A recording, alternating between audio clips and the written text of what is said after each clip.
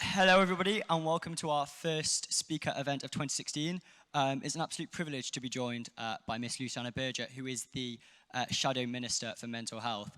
This comes the day before our discussion tomorrow about mental health, and Ms. Berger hopes to open up the discussion and will deliver a short speech and then open it up to questions and answers from the audience. Hi there, I just thought I'd introduce myself. I'm Keir Murison, I'm the new president of Student Minds Cambridge, and I thought just as any event to do with mental health or anything that can potentially be quite upsetting, if anybody does feel uncomfortable at all, then you are totally welcome to leave the chamber at any point. Do not feel you'll be judged, even if you just need to go to the toilet. It's really, really fine. It's really important that everybody feels that in this space they are comfortable and whatever they say will be listened to and respected well. Thank you. Great. Well, good evening, everyone. Thank you very much indeed to invite me to the Cambridge Union as part of your week-long focus on mental health. In 200 years, with the prose of presidents, poets, and prime ministers echoing around these walls, I wonder how much time has actually been dedicated to mental health, and I'm absolutely delighted that we're having this conversation this evening. As you just heard, my name is Luciana Berger. I'm the Member of Parliament for Liverpool Wavertree, and I was re-elected back in 2015 in the general election just gone by. And in September of this year just gone past, the newly elected leader of the Labour Party, Jeremy Corbyn, asked me to serve in his shadow cabinet as Shadow Minister for Mental Health. I am the first person to ever serve in this role, and I consider it a great privilege. Now, when the news of my appointment broke, something very interesting happened. My office was inundated with calls, with letters and emails. Now, a number of those were conveying good wishes on behalf of the various campaigns and charities in the field of mental health. But many more, I'd say hundreds and hundreds of them, were from people navigating mental health services. Their cries of frustration, their anger, and their heartbreaking tales of too many vulnerable people were of people being let down by a system at breaking point. It was from parents of children that were unable to get specialist mental health beds. They were from patients frustrated at a lack of specialist services. I had messages from psychiatric nurses managing ever greater demand and ever diminishing resources. Calls, letters, and emails revealing a situation that is just not working for patients and their families.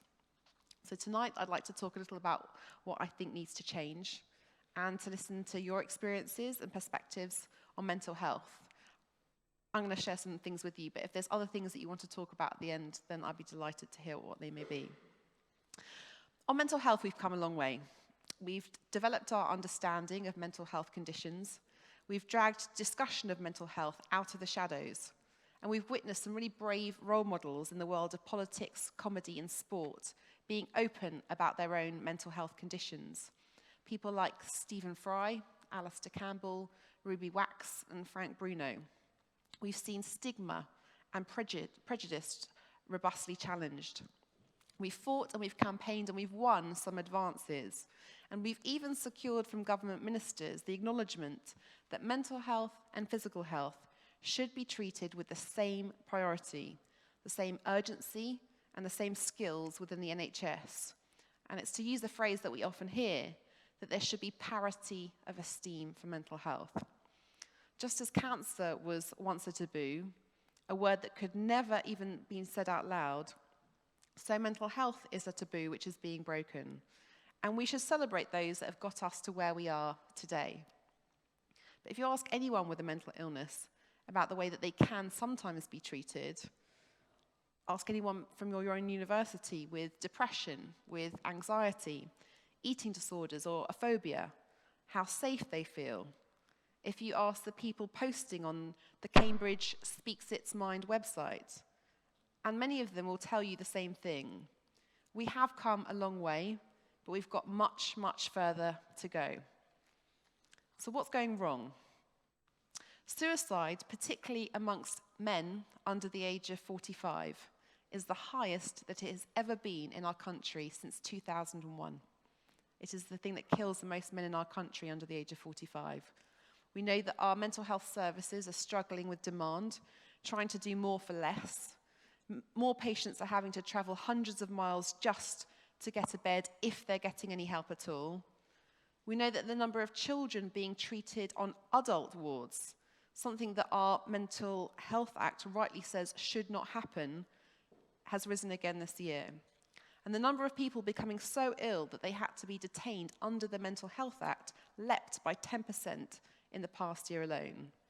We've got a psychiatry recruitment crisis, and there's been a 94% increase in the number of vacant and unfilled psychiatry consultant posts. Over 3/4 of students say that they've experienced a mental health problem in the past year, and that was according to a survey conducted by the National Union of Students.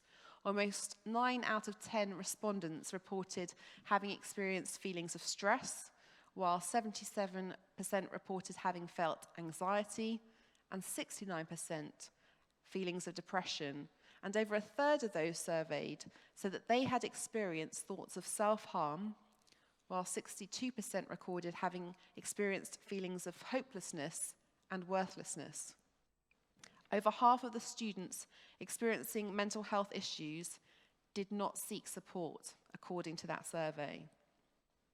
Now, the government claims to be increasing mental health budgets, but patients and professionals tell a very different story.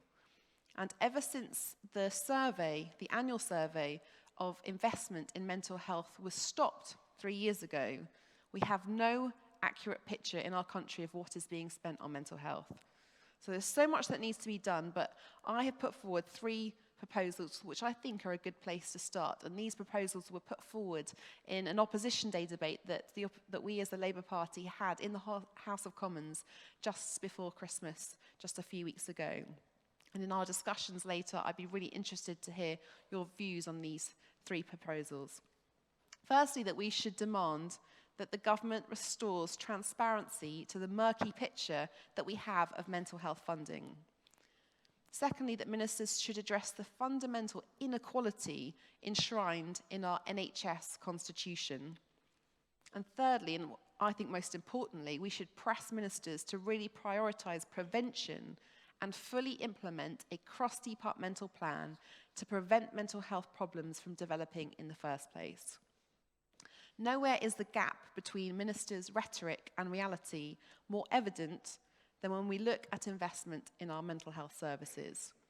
Only last year, the funding for mental health trusts was cut by 20% more than for other types of services within our NHS.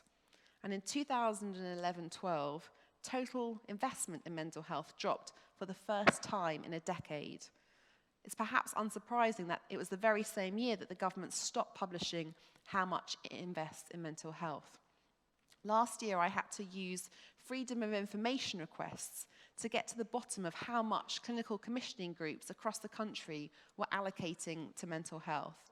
Now, 67% of those who responded spent less than 10% of their budget on mental health. And that's despite the fact that mental health accounts for 23% of the total burden of disease in our country. Now, this year, the Minister for Community and Social Care, Alistair Burt, he's the MP that I shadow in the House of Commons, he promised to do something about this, and he said that he would ensure that investment by clinical commissioning groups in mental health would increase this financial year in line with the increase in their overall budgets. However, as I've just mentioned, we have no central record of this data, and again, in the past summer, I had to use freedom of information requests to actually ascertain if this was happening and find out the answer for myself. And I actually found out that more than 1 in 3 CCGs, those clinical commissioning groups, were not meeting that government expectation. And this is just one of so many pledges on mental health that have not been met. The government committed to spend an additional £250 million on child and adolescent mental health services this financial year. And through parliamentary questions, the ministers have actually have said and have declared the fact that they're going to see a shortfall this year of £77 million. But it's not just in terms of money and amounts. where equality for mental health has yet to be achieved, a huge disparity remains at the very heart of our NHS. Now, the NHS Constitution sets out the rights to which patients, public, and staff are entitled, and the pledges that the NHS is committed to achieving. The NHS Constitution enshrines our rights to drugs and to other treatments for physical health conditions, but it does not extend that right to talking therapies.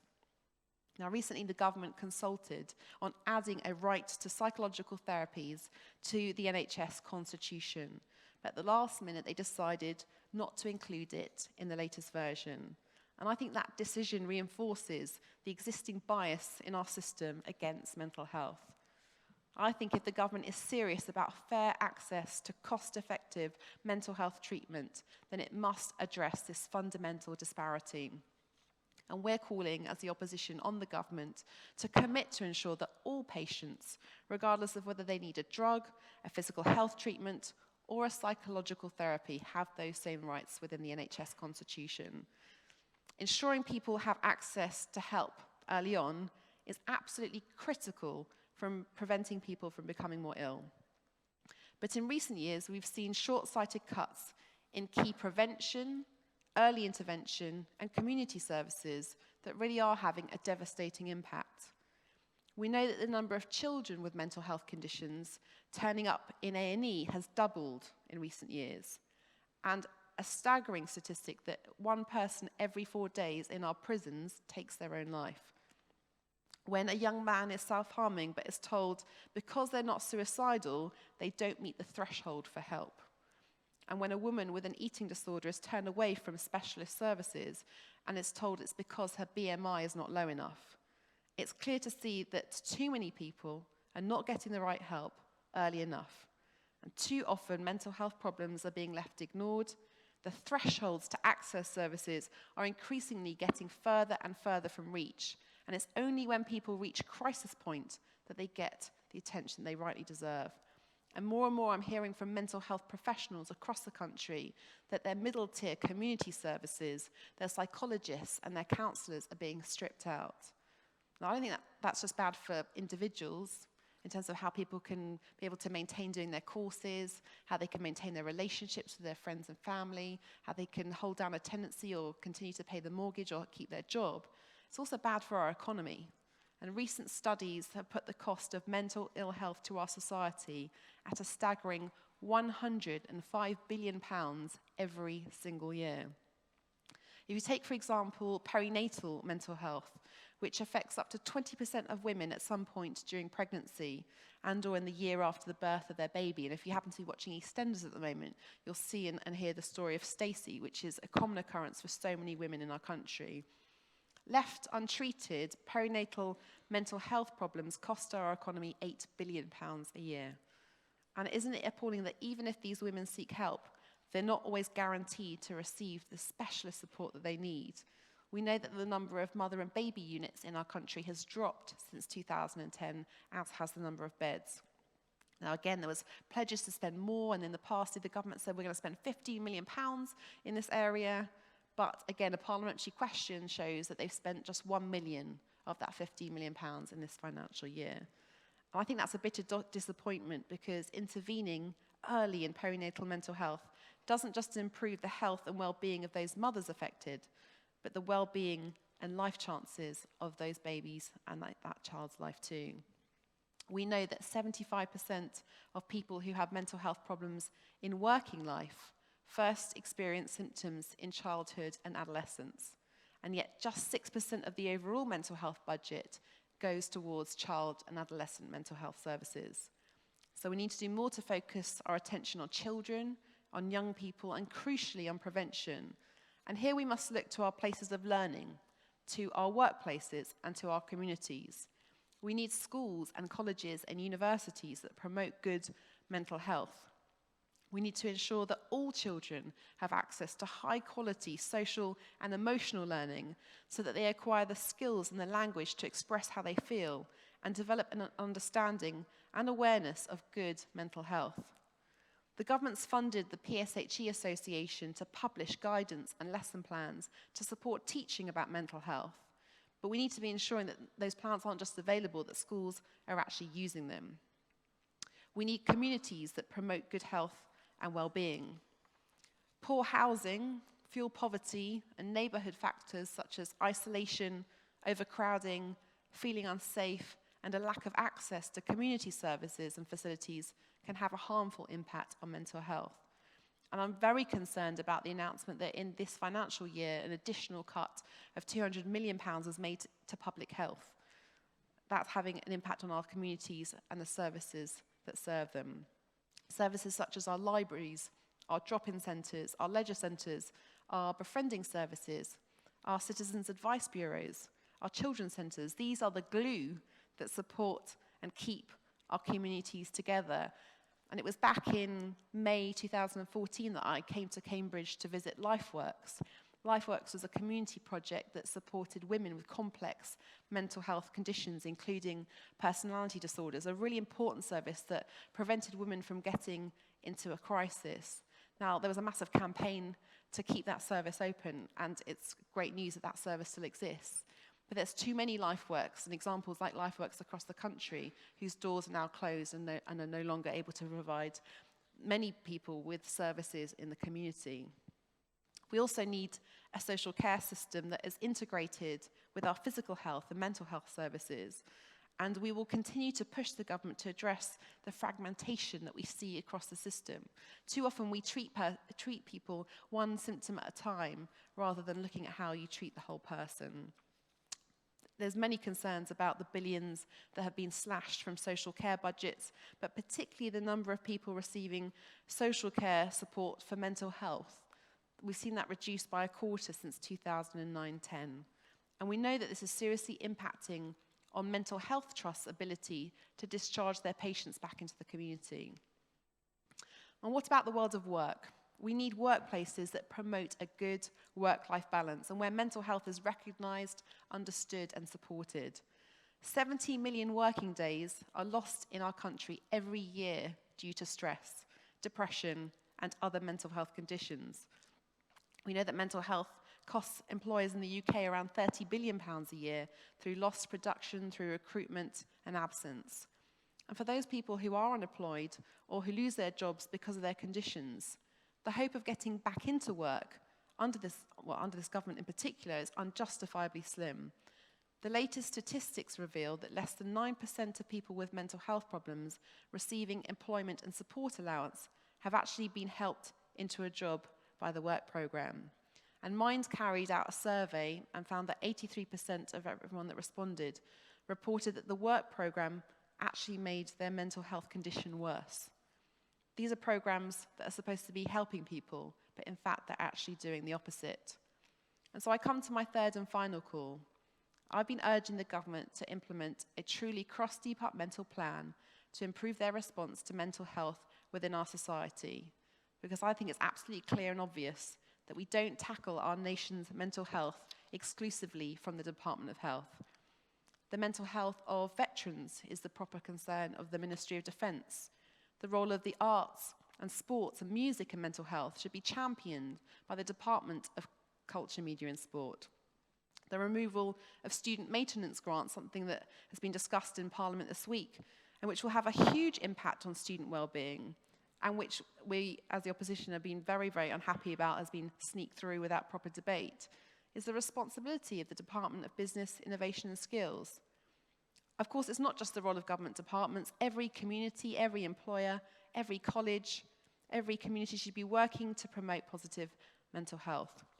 And in that Opposition Day debate that I mentioned before, that I brought to the Commons just before Christmas, Jeremy Hunt, the Health Secretary, laid a lot of the blame for the rise, particularly in young people's mental health problems, at the door of social media. Now, there are reports that link time spent on social media with child mental health problems, and this absolutely must be taken seriously. But social media also has a positive side, and there are more and more people able to discuss their mental health issues and seek peer support online. There's been recent Twitter campaigns, including the It Affects Me campaign, and research from Young Minds shows that in the instance of self-harm, 73% of young people relied on TV, radio, social networks and websites to get information and support.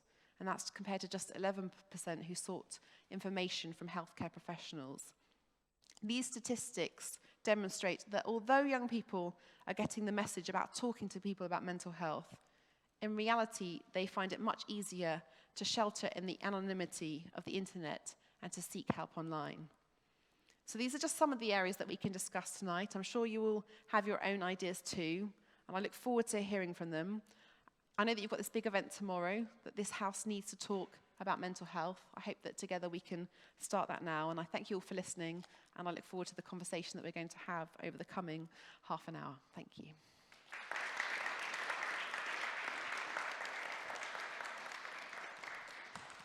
So thank you very much for that. Luciana is now going to take questions, and I think you're okay to moderate that. So if anybody got any questions, if you just sort of raise your hand, and one of the stewards will come, and if you just wait for the mic. Hi. I wanted to ask you... Will you say your name? Christian. My name is Christian. I study here at Development Studies. I'm wondering, one of the most statistically strongest relationships we have is between unemployment and suicide rate. And next to that, we also know that wealth does not mean necessarily that people are going to live healthy, right? We have the healthy life expectancy in Eurostat, and I think Malta and Bulgaria are way ahead of the UK and Germany. So in that sense, don't you think that there might be or what is your feeling of the stronger underlying issue between an economy which bases a lot on competition and individualization and the lack of collective goods and the rise in mental health? Thanks. Shall I take them in groups of 3? Shall I do it that way? Me again. I was wondering what lots of the work that we try to do is to open up, as you said, open up the conversation around it. What's your kind of experience at trying to get people to talk and trying to them to break down barriers? And kind of what forums do you tend to try to do that? Is it face-to-face? Is it online? Is it speaker events like this? What kind of is your experience and your advice? Thanks.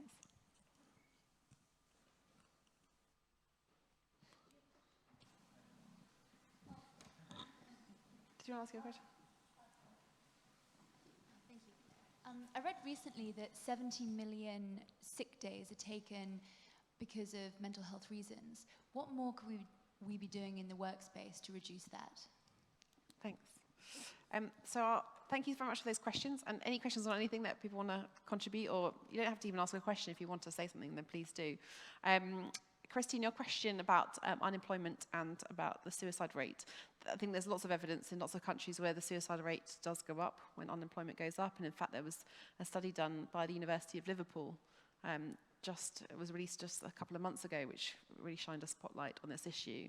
I'm very clear that there's lots of environmental factors, including poverty, that actually ultimately impact on our nation's mental health. And in some extreme cases, that will very sadly and tragically result in people taking their own lives. And I do think we need to do so much more to really have that focus on suicide that we don't have at the moment. We've got no handle on why we're seeing such an increase in the number of people, particularly men, taking their lives. And we've seen that increase in men under the age of 45 take their lives. And I had a phone call just today of someone, it's an epidemic in our country. And in the same way that we had campaigns about road safety, actually there's fewer people dying on our roads and more people taking their lives. That we really need to have that focus, and we need to talk about it more, and particularly ensure, related to your question about talking about it, I've had the opportunity to go to 2 very specific suicide services in our country, one called the Wavertree Centre.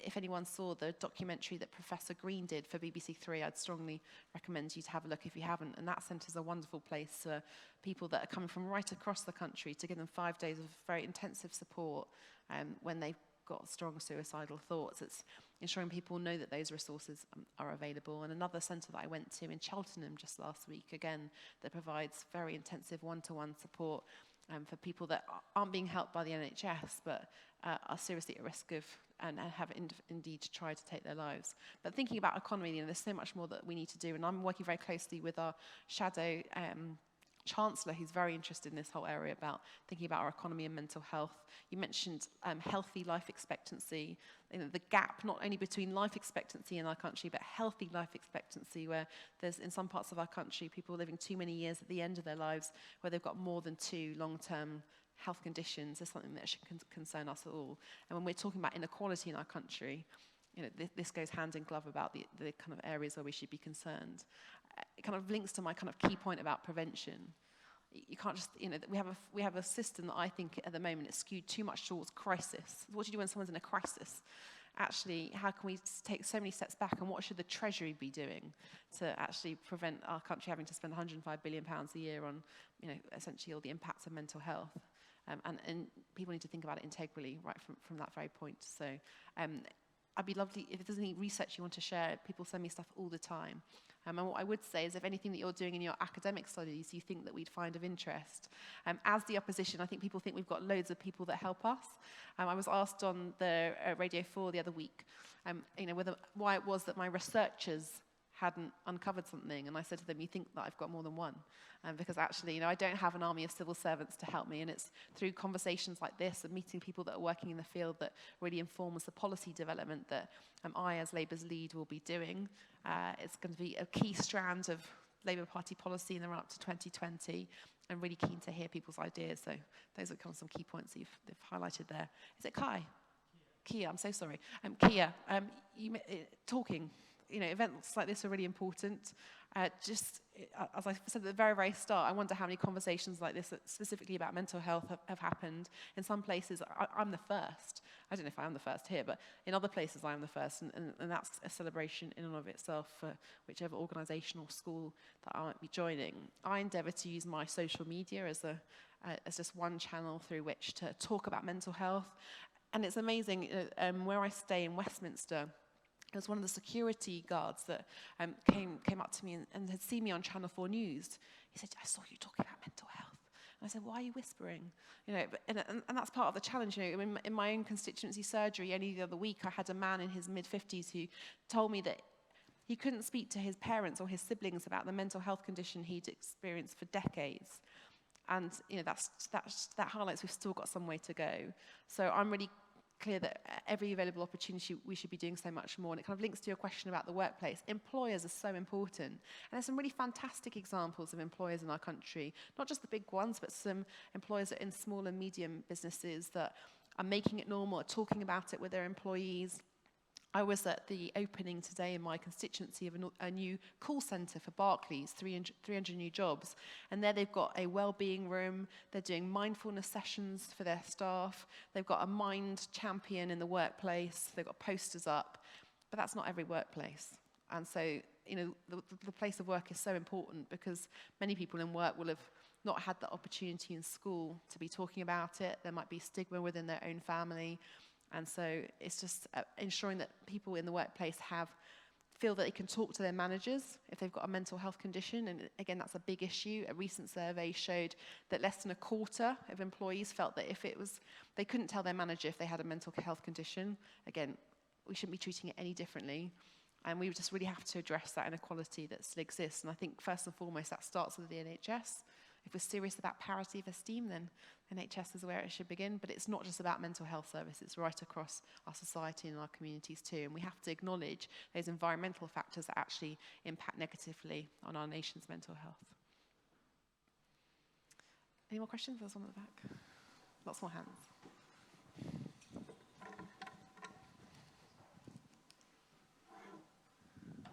Hello, my name is Charles. I wanted to ask you about, because you mentioned between the intersection of different government departments, and something you also didn't mention in your speech, which was the relationship between drugs and mental health. There have been quite a few studies that have shown an increased risk factor between taking cannabis and certain types of psychoses like bipolar disorder and schizophrenia. Because we don't know that well, the brain being such a complicated thing, how that has an impact, especially in young people. Do you think it would be prudent to ask an urgent parliamentary question of Jeremy Hunt to get a government inquiry set up to assess the effect? And if there is found to be a strong correlation and a strong effect between cannabis use and decrease mental health, do you think it would be prudent to look at re-evaluating cannabis from Class C drug and to have a harder policy towards cannabis, as you said, to prevent people getting into that situation in the first place? And, Thanks, John. can you answer my question before others, please? Because I just don't like the multiple question thing. Is that all right? No, we take them in rounds of 3. Ready? In fact, yeah. Should we do a vote? Because I heard some murmurings. No,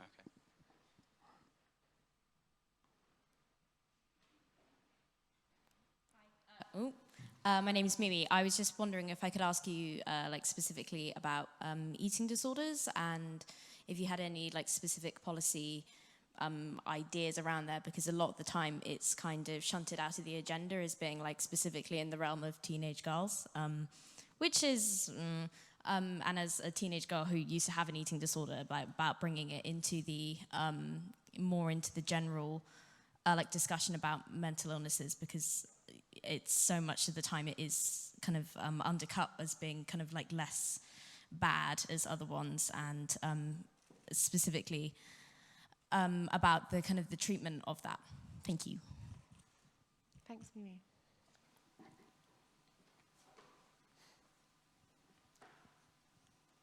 Hiya, I'm Connor.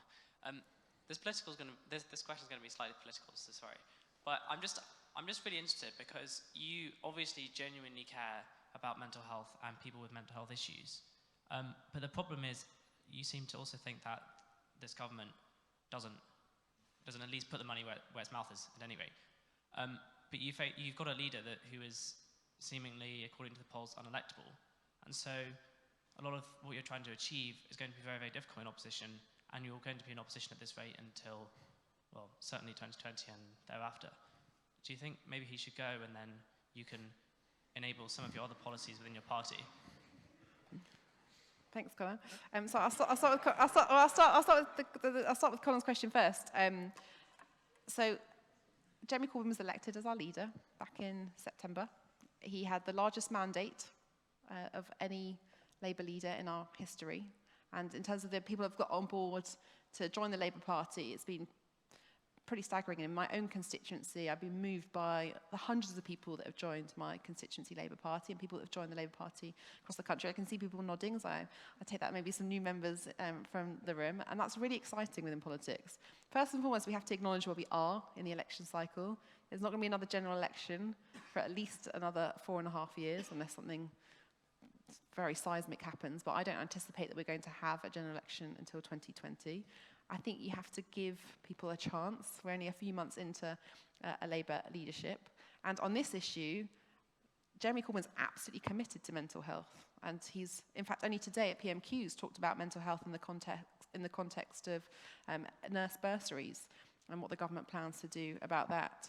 So our job as the opposition, first and foremost, is to hold the government to account, and that's what I'm going to and have been doing, not only for the past 4 months, and I should say that before this role, I was the Shadow Minister for Public Health for over 2 years, which included mental health, so we're now doing it a bit differently, but I have been leading on mental health for over 2 years now, and I'm clear that my job is to, wherever possible, shine a spotlight on what's not going right, because that is my job as an opposition spokesperson and a shadow minister, to really shine a spotlight, and particularly to hold the government to account where not only are things not happening, but they're making pledges and promises that they're not delivering on. So the rhetoric that we hear, it's fantastic warm words, and particularly when it comes to mental health. And it was actually testament to the work that my colleagues did in the House of Lords that we even have parity of esteem written into the Health and Social Care Act. So we voted against that bill, but it was one of the few things that we supported because we put it forward as the opposition, as the Labour peers did in the House of Lords, as an amendment, and it was accepted. So I'm proud of the work that my colleagues did in the other house, and I'm going to do my very best to then hold the government to account to ensure that they deliver on it, because it passed, and they talk about it, and they use that phrase very, very, very often. But again, it's that gap between the rhetoric and the reality that it's my responsibility as a Shadow Minister to really expose and to hold them to account over, and to listen to what's actually happening on the ground when I do many visits right across the country, and I hear from service users, and I hear from patients, and I hear from their families, and I hear from those people that work on the front line. And you just have to see some of the programs that have been aired on television. If you haven't had a chance, I'd urge you to have a look at Panorama, that did a program that looked at the sheer chaos of people having to identify a bed for someone, and quite often people are traveling hundreds of miles to access that bed if they can even find one. There was a program on Channel 4 called Kids in Crisis, again, which showed young people in this country being separated from their families and having to travel, again, hundreds of miles to access inpatient, support. There's lots of things that are really kind of shining a spotlight on it, and quite often they say the words, but the parliamentary questions and the things I ask show where that gap really exists. And then it's also my job to think about how we do things differently and to really develop that exciting alternative as one strand of what Labour will be offering come 2020. We've got lots of work to do as the opposition, and we have to acknowledge where we didn't go right, and there was the Beckett report that came out yesterday that many of us are very interested in and concerned by, to ensure that we don't make the same mistakes of the past. I didn't join a party of protest. I didn't join the Labour Party to shout from the sidelines. I joined the Labour Party to make a difference, and because I believe in the values of social equality and justice, and that together I think we can make a better difference in working by ourselves. I know that all my colleagues in the Labour Party that serve as MPs are committed to that. That's what binds us together. Sometimes we have a few differences of opinion, but we're going to have a very exciting policy development process over the coming months. And that will be an opportunity not just for us internally, but people outside to get involved too. And I'd urge you to get involved in that to ensure that come 2020, we do have a really exciting, different offer to the country. And because, unfortunately, of what we've seen over the past 5 years, I'm not heartened by what's going to happen over the course of the next 5 years. I don't think as a country you can sustain another 5 years of a Tory government. And that's what I'll be working towards for 2020. If that was a very long answer. But Mimi, you raised a very important issue, and you actually said that some people thought that eating disorders were less bad. Let me be absolutely clear. Eating disorders are the mental health condition in our country that kill the most people, other than suicide. But in terms of a condition itself, there's lots of different contributing factors to people very, very tragically taking their lives. But eating disorders are very specific, and up to 20, there's different figures, but up to 20% of people with an eating disorder might take their lives and or die from their condition because of the physical health impacts. And that really should be, of serious concern to us all. I've been part of a big campaign to see a change in this area. The Prime Minister did give a speech on mental health last week, and eating disorders was a feature of that. And I think that's because of the campaign that many organisations have played a part in, including BEAT, and ABC, which are organisations specifically within eating disorders that have campaigned so hard to get this on the agenda. We need to do so much more. And in my speech, I referred to the fact that from a constituency MP perspective, I've seen firsthand where one of my constituents didn't get the support that she needed, or her family either, because they said that her BMI wasn't low enough. That's just not right, and we need to seriously address it. So I'm very clear that eating disorders should be a top priority. I'm going to be doing my best to hold the Prime Minister to account on this specific issue, because he mentioned it last week, and they are bringing forward some very specific money to contend with eating disorders. It's not new money, it's money that was a previous pot announced for mental health, but that's how they're going to earmark it. So I'll be doing my best, again, to make sure that the money's spent to support, too many people across the country. I said a girl. Doesn't just affect women, don't get me wrong, but disproportionately does affect women. And obviously there's other mental health conditions that disproportionately impact on men. So, but it is one of those that more women are affected. But I'm also, I've worked very closely, in fact, through ITV Fixes, which supports young people with mental health conditions, in fact, with a young boy who's himself been affected, and also affected by body dysmorphia. So lots of different interconnecting things. But thank you for raising it. And it's, if you, from your own personal experience, if there's anything you want to share, please feel free to get in touch afterwards. Charles, your question about drugs is a very important one, and it's something that we're going to be looking at very, very closely within our Labour Party policy process that's just about to start. There are some studies that say there is a direct link, others that say that it's a causal link. I've seen both. I'm not clear whether the evidence exists at the moment. But again, I've seen conflicting studies that need to be looked at very, very carefully. It's one element of many other things. It's not just drugs that are an issue when it comes to mental health, it's alcohol as well. It's also, in fact, I had a meeting about this in Parliament yesterday, it's dependency on prescription drugs as well, which is of particular concern when it comes to impacts on our nation's mental health. I'm sure that the debate around cannabis is going to be something that as a party we will have that discussion about. It won't be something that I, as the Shadow Minister for Mental Health, will be able to decide in isolation, because there's impacts on lots of other different shadow teams, including the Home Office team as well.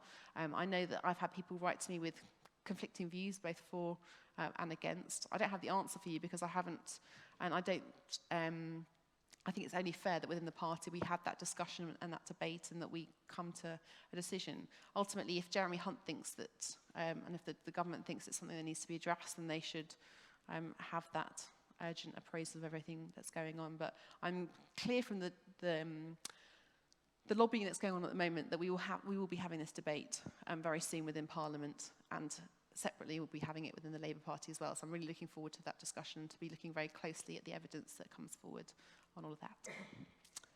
Who's next?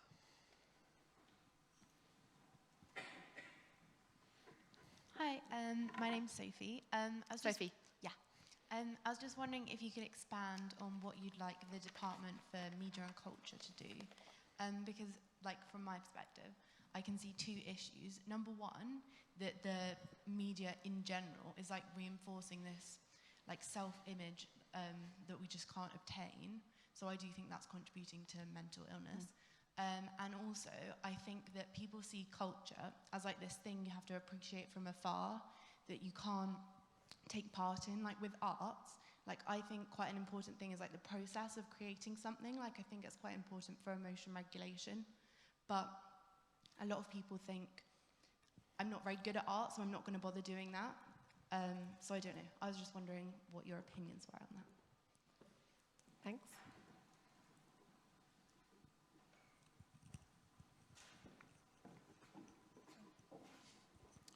Hi, my name's John, and like Keir, I'm also from Student Minds Cambridge, and also like many, many students, I myself am currently in a battle with depression and anxiety, and yet still it amazes me that to this day, pretty much daily, I find out more and more about the condition that I have that I didn't realise I learned, despite being now 23. My question to you is, what role do you think schools will have in shaping the future of how mental health is perceived, and most importantly, how the availability and the access to the services that young people need so desperately, I think? Thanks. Hello, my name's Olia. I'm reading International Relations and Politics. Is it Olia, sorry? My name's Olia. Yeah, Olia.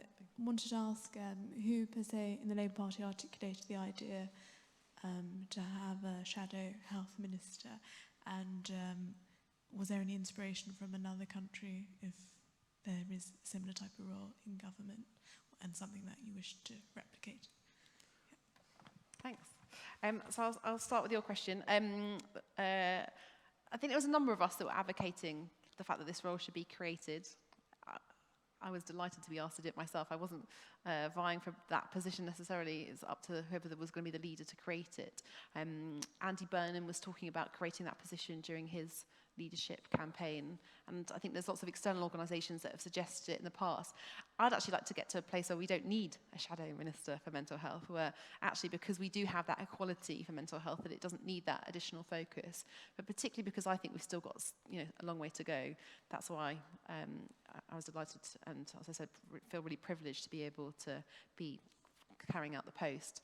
As I understand it, in some of the Scandinavian countries, they have a similar member, and I was able to speak with the Prime Minister of Canada only recently, and he thought it was a great idea, so maybe they'll be bringing forward something like it similarly there too.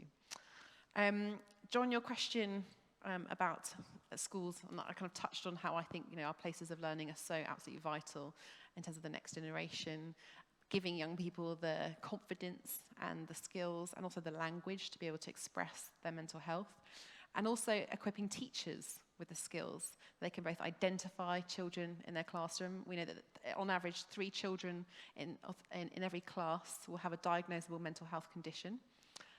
And we know that many teachers say that they don't feel confident, A, to be able to identify those children, B, to support them, and C, to signpost them in the right, to the right places. I've had the opportunity to meet with a number of heads, and particularly in Liverpool, where I'm an MP, where we have all our head teachers come together, and the challenges that they face every single day, trying to refer their students, trying to look after their students, trying to get Ofsted to acknowledge the amount of students they have with mental health conditions and how that might impact on their ability to learn. That's why I was very delighted that in our manifesto that we put forward at the last election, we had some very specific things about schools within it. We said that every school should be a place where a young person can access counselling services. That doesn't mean the schools themselves have to provide it. Just in terms of a location, it was vital that it was in a place where young people could easily reach those services. And I say that, again, as a constituency MP, where in Liverpool at the moment, it's going to change in the future, but at the moment we only have one place in the whole city, or it's the main place where young people have to go to. And some people have to travel quite long distances to get there. They might not even have the funds even to be able to pay for the bus to access that appointment. So it's vital that we provide services in easily accessible places and that teachers are properly trained. And I'm going to be doing, and I am in fact at the moment doing some really key work in this area with my colleague Lucy Powell, who's our new Shadow Secretary of State for Education, thinking about what more we can be doing in our schools and in our colleges to really support young people, because 75% of adults with a mental health condition will have developed it as a young person. So it's absolutely vital that we do everything we possibly can to support young people earlier on. We're not going to prevent every mental health condition, but we might be able to help a lot more people, and also by helping them earlier on, it's going to have better outcomes for their education in terms of their learning outcomes, and better it's going to have better impacts for families and keeping people together. So this is an area that I'm really, really concerned about. And particularly the state of, as I said, as our child and adolescent mental health services, those thresholds are too high. Someone tweeted to me, in fact, last week to say that they had to have 2 attempts at suicide for a young person before they reach the threshold for help. I mean, that's just not okay. That's not acceptable. So thanks for raising this very important issue. And if you've got any other suggestions, we're really, really keen to hear about them. Forgive me, I can't read my notes. Oh, forgive me, Sophie, your question, sorry. I wrote so many notes that I missed it on the piece of paper. Sophie, so what can the Department of Culture, Media and Sport do? You said something very interesting about, what happens if you're not very good at arts? And I don't think you have to be good at arts and culture to appreciate it. And part of the challenge is that there's too many people in our country that can't access arts and culture because it's out of their reach. Again, it's something that I'm really concerned about within my own area, and we're doing lots of work, for example, with the Liverpool Philharmonic to ensure that students, particularly from the most deprived backgrounds, can access classical music. That's not for everyone, but it's just one example that's really, really very important. So accessibility is absolutely key, because there's lots of studies that show the very positive link between arts and mental health and how they can make a difference. And that's why we see so many arts groups. It's not going to be for everyone, but can make a difference. Gardening groups, horticulture can make there's a real very strong evidence base about how those kind of activities can really, really make a difference to people's long-term mental health outcomes. So there's things that we really have to think about. And at the moment, I don't think there's really very much attention given at all to the connection between and the positive impact that the arts and culture and media can have. Now, you mentioned the negative impacts, and with the good comes the bad. And body image is a big issue and can have negative impacts on particularly young people's mental health, and even more of an impact on women. It is something that we need to think about really, really hard. No one's really come up with the answer. I mean, it's obviously not just online, it's what we see on our TV. We've had a number of different seminars in Parliament about it.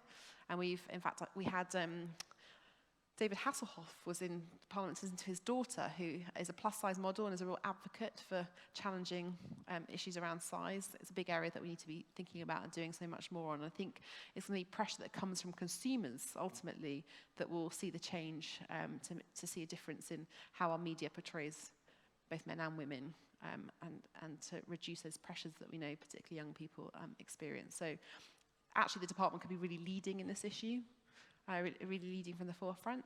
I'd really like to see them taking charge, just again harness the benefits and positive outcomes, but also think about what more needs to change to see that difference. So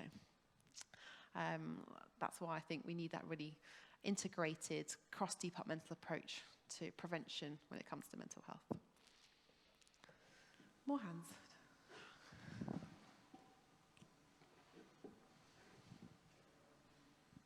Hi, my name's Elise. You mentioned that mental health has only really been in the spotlight for like not very long at all, and it's a very recent kind of thing to be spoken about, especially in government. Just out of interest, what do you think created this shift that brought mental health problems into, you know, media and people's everyday concerns? Like, what changed which brought mental health into the spotlight? Thanks. Hello, my name's Tula. Whoa, loud. So a massive problem that I went through when I was in Brighton, another eating disorder patient, was the transition period from turning 18 with the Children and Adolescents Health Services. I had waited 6 months to get specialist treatment and fallen under the trap of within those 6 months of BMI rising, and then having to work with Caroline Lucas to get that treatment. And then as soon as I did, I turned 18.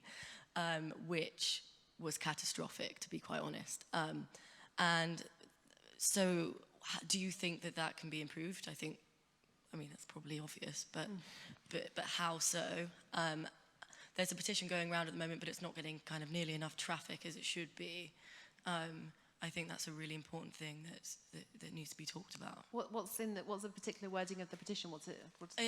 It's saying that to basically improve the CAMS transition period. Yeah.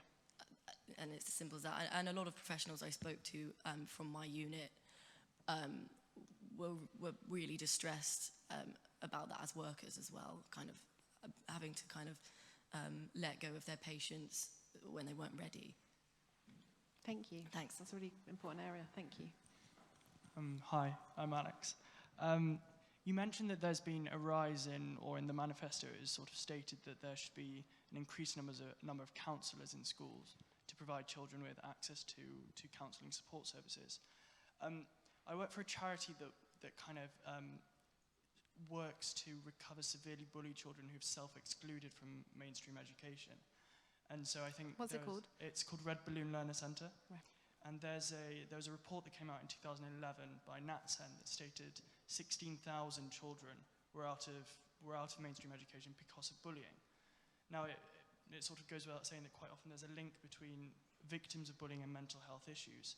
And so my question is more, what sort of provisions are there for those who are too afraid to go to school, or who are suffer from such anxiety that they can't leave their bedrooms, and these people sort of these young people unfortunately just fall through the gap and fail to be covered or viewed by government, unfortunately.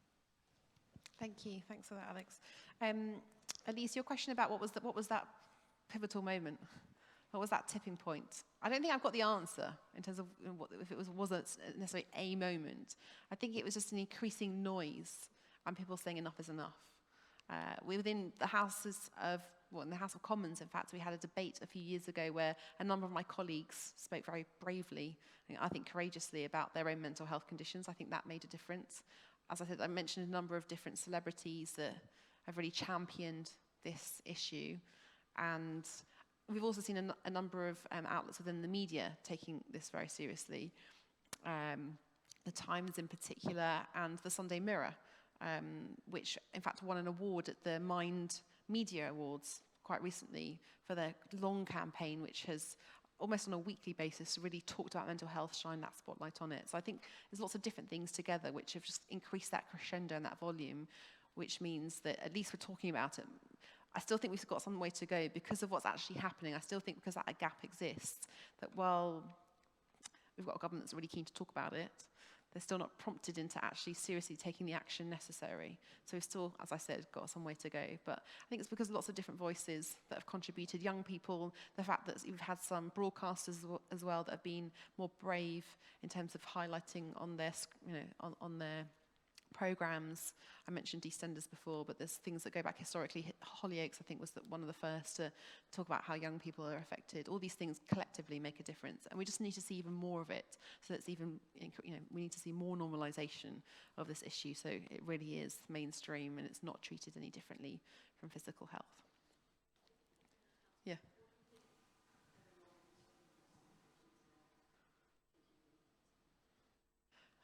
Yeah, so in terms of what people can do, it's about talking about your friends and your family. And also across the generations, because particularly for the older generations that might find it even more difficult, that if you can have that conversation, you might be able to break down a barrier. If you haven't seen that Professor Green documentary, it's really interesting how he has that conversation with an older family member. It was, in fact, it was his grandma, and he said it's the first time he thought that they were having that kind of conversation. It's about talking. A lot of it's to do with talking. It's about putting it on your social media, normalizing it. People, if they feel inclined to talk about their own mental health conditions, that makes a difference. That, again, it shouldn't be treated any differently, and supporting friends. And just asking people if they're okay in terms of any of your family or friends that might be affected as well. So people feel that they can come forward, because it's that first conversation that can really make a difference. Social media as well, we know, is having an impact, and the Time to Change campaign is funded by the government to challenge stigma in our country. They measure it somehow, and they believe from their modelling and from their all the studies that they've done that there's been an 8% difference. So stigma's decreased by 8%, if you can put a number on it, in the last couple of years. So that's really positive, but we've got to do even more. So the Time to Change actually have got some really fantastic resources on their website about challenging that discrimination around mental health. And in fact, they've got a survey at the moment all about stigma. So everyone in this room can go away and take part in that survey and just continue on that journey to be having more discussions like this, and to just be making sure that it's as normal as possible. It shouldn't be treated any differently from physical health, and that's ultimately where we need to get to. Tula, you raised the really important issue about transition. There's lots of different things I could have talked about. This is one that I would have liked to have added if I had another half an hour. Transition is absolutely key. It's not just around mental health, in fact, it's around physical health. It's for young people that have complex conditions, learning disability. 18, it's kind of like cliff edge, and suddenly you're in adult services. In so many parts of the country, they can be inappropriate, those services, in terms of the settings. They're geared up for people that are much older. They can seem very daunting. They're not as supportive. They're different kinds of environments. Quite often the waits can be longer as well. And so there's some parts of the country, including, again, as a constituency MP, where we're looking within Liverpool to move to a different system which deals with and supports people all the way through to 24-25. That's been trialled in different parts of the country, specifically when it comes to mental health. It's what they do in Australia, and I definitely think it's something we should be doing. Obviously, evidence base is really important to show how it makes that difference, but stories like yours, and too many stories I've heard of people right across the country where they're literally in this abyss, and they might be on a waiting list, and they just fall off a waiting list because they turn 18, and then there's nowhere to go, and just the kind of bureaucracy that then exists within the system. We need to seriously address it, but particularly within this area. So thanks for raising your own experience, and just know that it's something that we're particularly concerned about.